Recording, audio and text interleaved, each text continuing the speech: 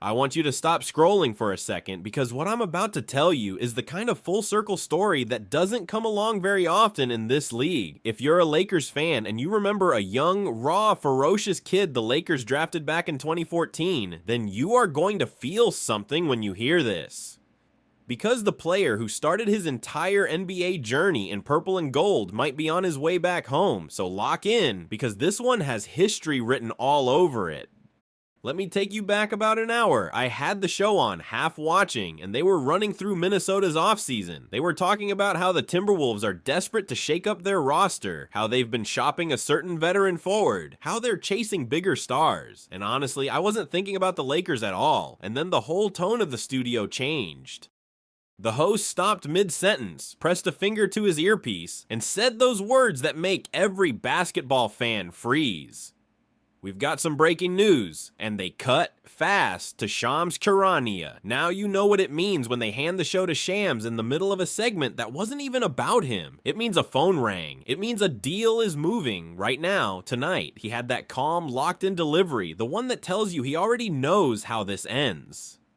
And stay with me here because I'm going to tell you exactly what he reported, but I need you to have the full picture first so you feel the weight of it the way I did. He said, according to sources, that the Los Angeles Lakers and the Minnesota Timberwolves have engaged in serious trade conversations centered on bringing forward Julius Randle to Los Angeles. Back to the team that drafted him, back to where it all started, Julius Randle, a Laker again.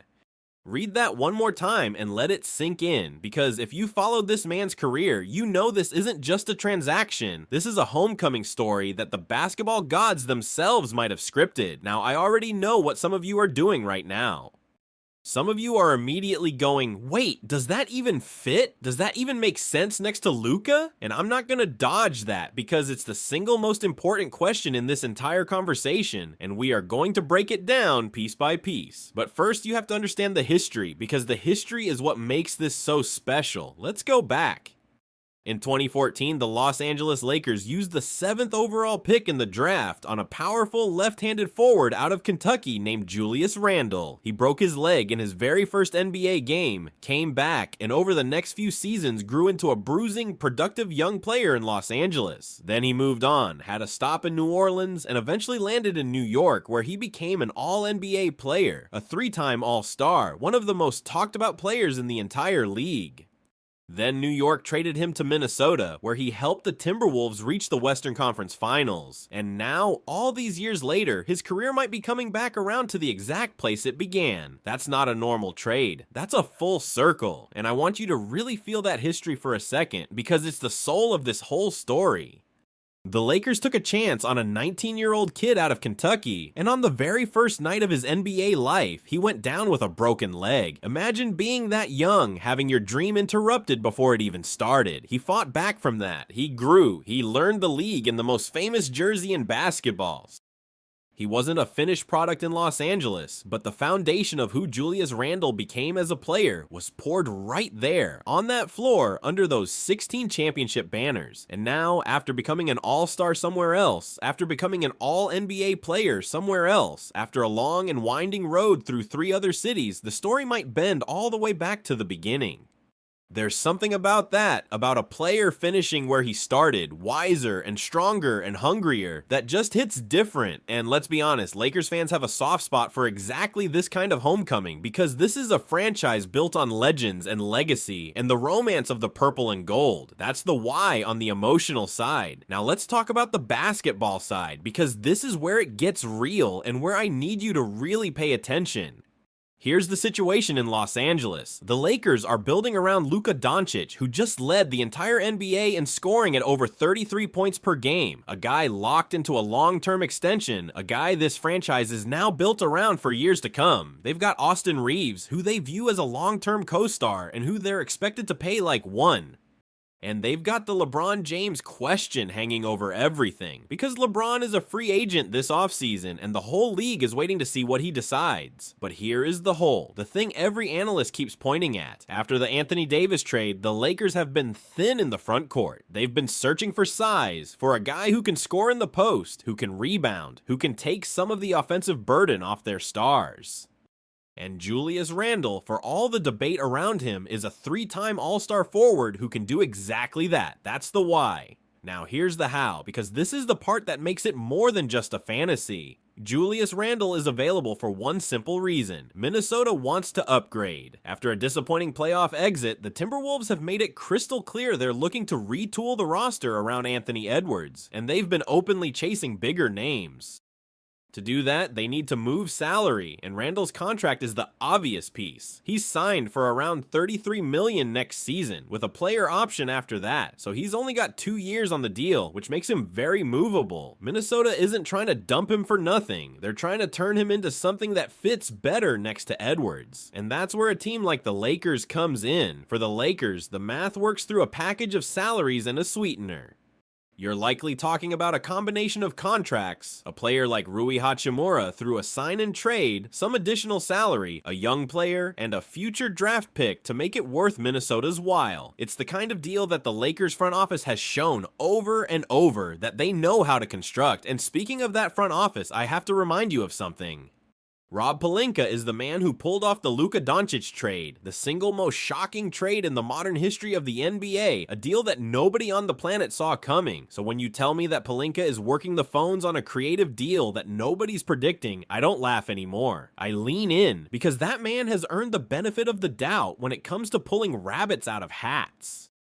And let me tell you exactly what kind of player the Lakers would be getting, because I think people forget how good Julius Randle actually is when he's locked in. This is a 3-time NBA All-Star. This is a guy who has been All-NBA.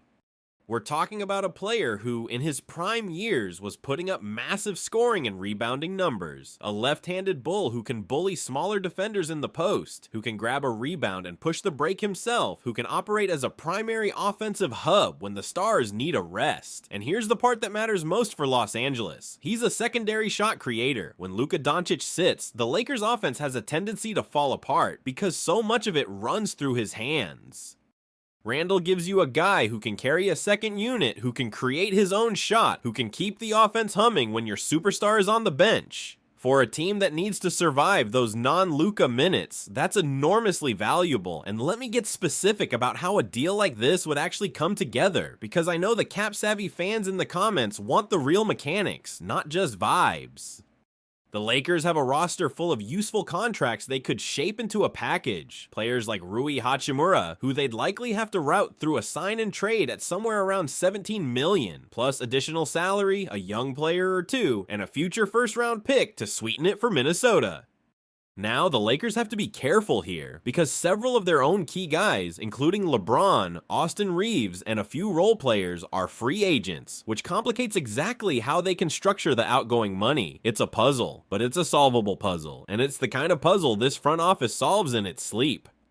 Minnesota, for its part, would be getting back a collection of rotation pieces and draft capital it could either keep to support Anthony Edwards or flip into the bigger star they're truly chasing. Both sides can find a version of this that makes sense, which is exactly why the conversations are happening in the first place. And I keep coming back to one name when I think about whether this gets done: Rob Pelinka. I cannot stress this enough. This is the same executive who orchestrated the single most shocking trade in modern NBA history when he landed Luka Doncic, a deal that not one person on planet Earth predicted, a deal that broke the internet for a week. So when you tell me Pelinka is quietly working the phones on a creative under-the-radar move to add a 3-time All-Star, my instinct is no longer to doubt it. My instinct is to believe he just might pull it off, because he has already done something far more impossible than this. And think about what this means in the brutal context of the Western Conference. This is a conference where the Thunder are a juggernaut, where there are killers at every turn, where you cannot survive the playoffs on finesse alone. We watched the Lakers get bounced in the second round this past spring, and one of the loudest criticisms was that this team can get out-muscled and outscored in a half-court playoff grind. To win 4 rounds in the West, you need multiple players who can simply go get you a bucket when everything bogs down, and you need bodies who can battle in the trenches. Julius Randle is both of those things. He's a guy who has carried playoff scoring loads before.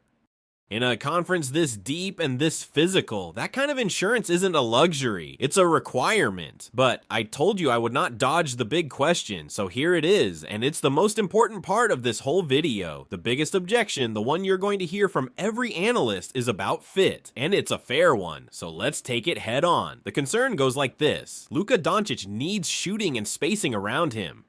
He needs guys who can stand in the corner, knock down threes, and get out of his way so he can operate. And Julius Randle is not a knockdown three-point shooter. He shot in the low 30s from deep last season. On top of that, he's not a rim protector, and he's not the kind of switchable wing defender who can guard the other team's best perimeter scorer. So the argument is that adding Randle gives you more offensive production, but doesn't fix the things the Lakers actually need most, and might even clog up the spacing around Luka. I've heard it, you've heard it, and it's a legitimate concern. I'm not going to insult you by pretending it isn't, but here's my pushback, and I want you to really think about this with me. First, on the shooting, yes, Randle's three-point percentage dipped last season. But this is a career 30+% shooter who has had seasons well above that. And more importantly, his game isn't built on standing in the corner. It's built on attacking, on creating, on making plays. The Lakers don't need Randle to be a spot-up shooter. They have other guys for that. They need him to be a shot-creating forward who takes pressure off Luka and off an aging LeBron. And that he absolutely can do. Second, and this is the big one, think about the LeBron James situation. LeBron is 41 years old. Even if he comes back, the Lakers cannot keep asking him to carry a heavy offensive load through an entire regular season and a deep playoff run. They need someone who can absorb some of those minutes and some of that usage. Someone who can be a primary scorer in stretches so that LeBron can preserve his body for the moments that matter. And if LeBron walks in free agency, then the Lakers have a massive scoring and forward-sized hole to fill, and a three-time All-Star forward suddenly looks like exactly the kind of player you'd want to plug into it. Either way, whether LeBron stays or goes, Randle's skill set addresses a real Lakers need. Third, let's talk about toughness. We watched the Lakers in the playoffs this past season. We watched them get bounced in the second round in a series where Luka Doncic, dealing with injury, did not play a single minute. And one of the recurring criticisms of this team has been that they can get pushed around, that they lack a physical bullying presence in the front court. Julius Randle is, if nothing else, a physical bullying presence. He plays angry, he plays through contact, he rebounds in a crowd. For a team that needs more snarl, more muscle, more playoff-style physicality, that's not a small thing. That's an identity piece. And let me paint the picture of how the Lakers would actually use him, because this is where it gets fun to imagine.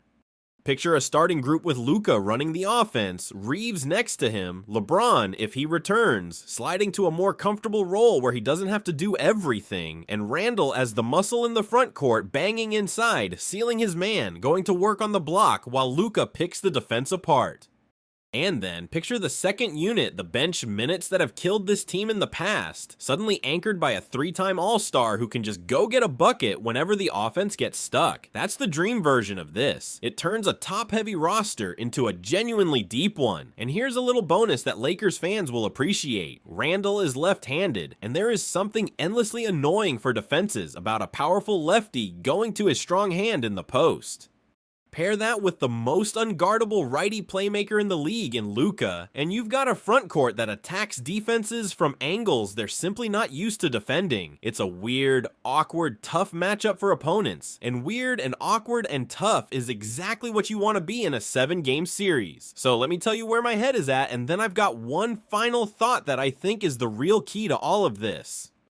If this happens, the Lakers add a proven three-time All-Star scorer to a core built around one of the best offensive players who has ever lived. Think about that front court dynamic, Luka running the show, Reeves attacking, and Randle as a powerful do-it-all forward who can score in the post, push the pace, and create when the stars rest. That's a deeper, more dangerous, more physical version of this team. And in a brutal Western Conference where you have to be able to score in a half-court grind in the playoffs, having another guy who can just go get you a bucket when the offense stalls is exactly the kind of insurance a contender needs.